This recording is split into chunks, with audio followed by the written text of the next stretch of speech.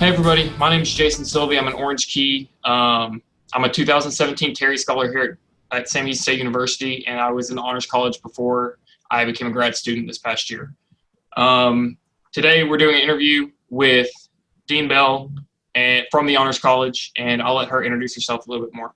Hi, everybody. I'm Dr. Kimberly Bell. I am, as Jason said, the Dean of the Honors College, and I'm also a professor of English here at SAM, and I've been here this is my 19th year. Dean Bell, what led you to where you're at today, like professionally? Well, I guess, it's funny, a lot of people talk about having a clear-cut plan from the beginning. For me, I was always a voracious reader. I grew up in Oregon in a very small town on a mountain, actually, and didn't have a lot to do. So I read a lot, and when I went to college, I knew I wanted to study English literature, and I was really interested in medieval literature. And so I went to college, went to graduate school, and got my PhD in medieval lit and in ancient Greek and Roman history. And didn't realize that I wanted to teach until I was in my master's program. And I was a teaching assistant, and my professor fell ill, and she needed me to go pick up her students' papers that were due. And I ended up teaching the class just because they had questions. And I realized that's what I wanted to do. I had so much fun, and I felt like I found my place. So I've been teaching ever since, and publishing on medieval literature. My specialty is medieval manuscripts and Middle English romance. And I've really enjoyed the things that I do and the choices I've made. And the Honors College wasn't really on my radar until I started teaching honors classes in 2004. And I had such a blast with the students. I asked every semester if I could have an honors class. And then in 2008, I became assistant director of honors. And then in 2015, I became the dean of honors. So now I get the best of every world. I still get to publish, I still get to teach, I still get to work with awesome students. So it's been great. That's awesome. Yeah, I thoroughly enjoyed my time in the Honors College and my honors classes. So you've been at SAM for several years now. What would you consider your greatest achievement to be? As an academic, like just in general? Whatever you decide. Well, I guess in terms of my personal life, my daughter, I have an 11-year-old daughter, and she's awesome. She's the center of my world, obviously. But I guess professionally, it was a collection of essays I did with a colleague from Texas Tech we started it in 2004, and it didn't get published until 2011. So it was a very long process, but we were interested in looking at a medieval manuscript that very few scholars had interest in, and we found it fascinating. It's at Oxford University in their Duke Humphreys library. So I've seen the manuscript several times for this project. And so she got to see it once. And so for this project, even though we were pretty unknown scholars at the time, we secured some very well-known medievalists in England and Australia and here in the States to contribute to our book. And it was very well received. And our publisher even made a series based on our book. So we thought that was really great. That's really cool. It was fun. It was a wonderful but very, very hard experience. A lot of work. Here at SAM, I would have to say my greatest accomplishment, I guess it's more of a recognition. I just do what I do with teaching. But in 2010, I was given the University Excellence in Teaching Award, and that was just very humbling, and I was so honored by that. And it actually opened a lot of doors in interesting ways across campus with different departments and programs and honors. So that was quite a recognition, but also pretty neat one. Yes. So while we have students all across Sam Houston watching this, do you mind telling us a little bit about the Honors College? Kind of spread the word and let them know about it? Absolutely, not at all. We are always looking for students. We have no limit on the number of students we can have in our program. We're close to 800. We always have to wait till 12th day of class to get our final numbers, but we're big. We also house the Terrys and Active Minds. That's an organization here on campus.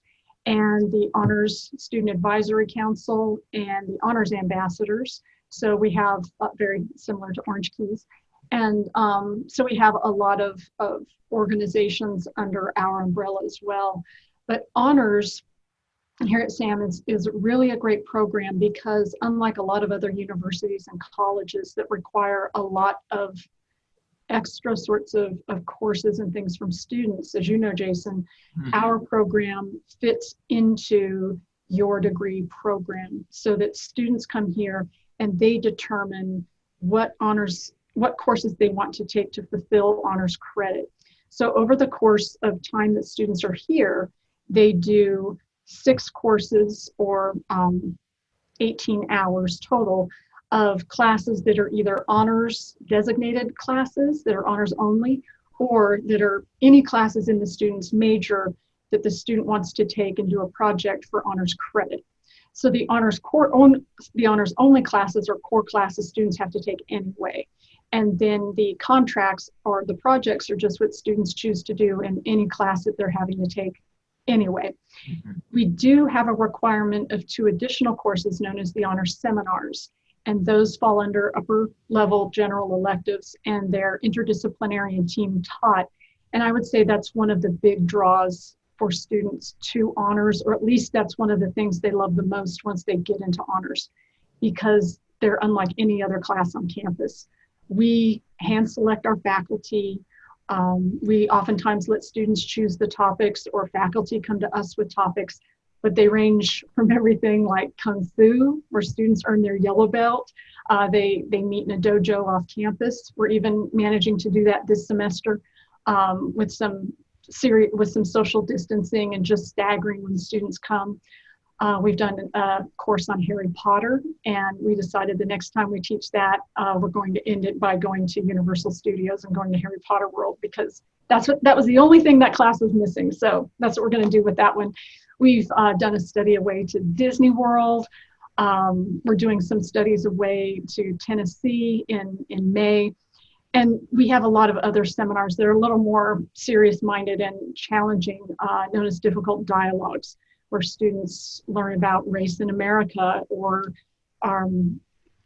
face sorts of current issues and timely issues like the Black Lives Matter movement, or another one was Hurricane Harvey that we taught the semester after we were all hit by that. So those are the seminars. So over the course of a period of the time that students are in school, they do a total of 24 hours of honors. 18 hours of those honors requirements come from classes students take anyway, and then there are the 2 seminars. And students determine when those seminars fit into their schedules. We also offer some online seminars. We're now regularly offering online seminars in the summer as well as in the fall and spring. And we do studies away and studies abroad through our department that count as seminars. We also allow students who do studies abroad in their own departments seminar credit. So there are ways that students can fulfill those seminar requirements so that it fits into their schedule and they're not feeling like they're doing too much in one particular semester. Of course, I think that's super important. That's one of the things that I really noticed is that y'all worked with me very well in making sure that I achieved higher accomplishments as an honor student, but that I didn't have to just pile on a ton of extra work. That is our philosophy, and that's always been our philosophy. Honors is not extra work. That's like an AP high school class or something. You know, that's not what defines honors.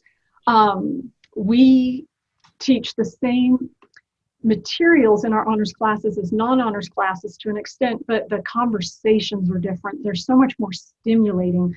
In my honors class, until I became dean, I taught the Survey of World Literature 1 class every semester in English. And in that class, my students read the exact same readings as my non-honors classes, just I didn't have to give them reading quizzes. We didn't have to, talk so much about what's going on. We got to get into the why and how this fits into our worldviews, and just really interesting, fun conversations. We like to have fun in our classes. Another thing I guess students should know is that to apply to honors, if you're current students, you need to have a 3.4 GPA, SHSU GPA, and apply online, 2 letters of rec, a CV or resume, and an essay. For students who are transfer students also need a 3.4 and the same sorts of requirements. Really what we're looking at is if a student is here for 4 long semesters, around 60 hours, we can easily get you through honors without really having to make any major adjustments to a schedule or having to load hours on a particular semester at all. Mm-hmm. Well, that's awesome. I know that a lot of the students that are going to be watching this are freshmen, first-year students. Do you have any advice for freshmen coming into college right now? Yes. I used to do for first-year experience the Q&A with faculty and administrators and students. Sometimes we'd have 600-700 people in the ballroom, and so I have really come to hear a lot of questions coming from incoming freshmen, and just from seeing our own students in honors and in my own non-honors classes. Freshmen, what I can tell you is, first of all, because I know most of our students work, I worked all the way through college and grad school, work is a means to an end right now. I know you're dealing with a lot of new things.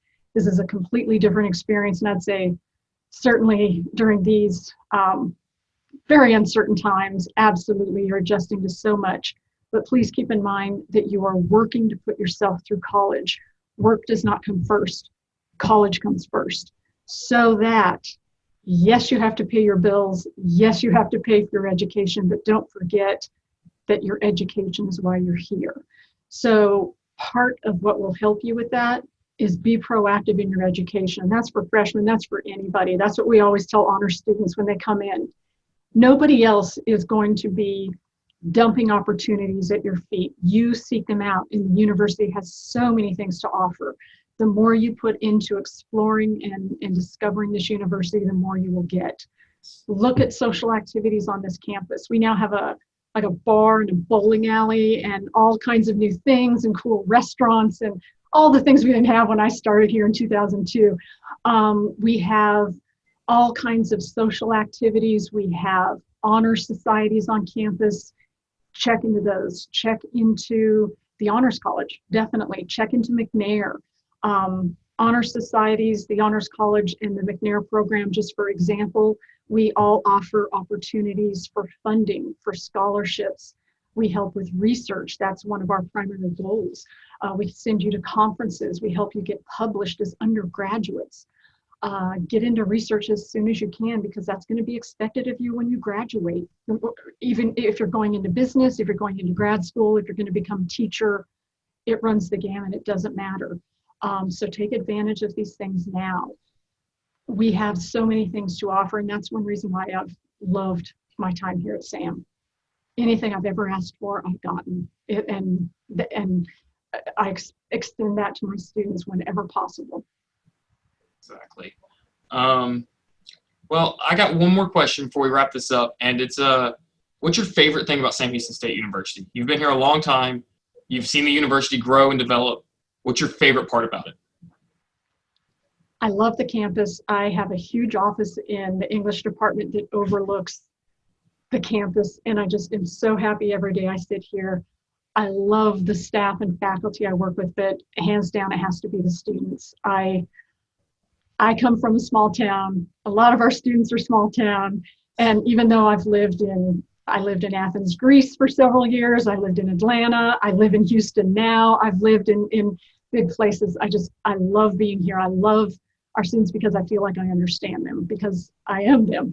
But it doesn't matter if they're honors or non-honors students. I love helping students negotiate this very important time in life that is sort of that liminal space between leaving home and being an adult. And I know that so many of our students have so many adult responsibilities now that they also contend with, but this is still a time to grow and to change and to challenge things and be challenged. And so I really like to be a part of that. Awesome. Thank you so much, Dr. Bell. We enjoyed having you out here, even if it is through our Zoom call. That's and okay. We hope to see you on campus. Thank you so much. And please, anybody, just call Honors extension 41477 or stop by our office in AB4 if you have any questions at all. We work with all of our students and we understand everybody has a different schedule and a different circumstance. And so we're sort of not that cookie cutter kind of program. We work with you individually. Thanks so much, Jason. Thank you. Bye. Bye.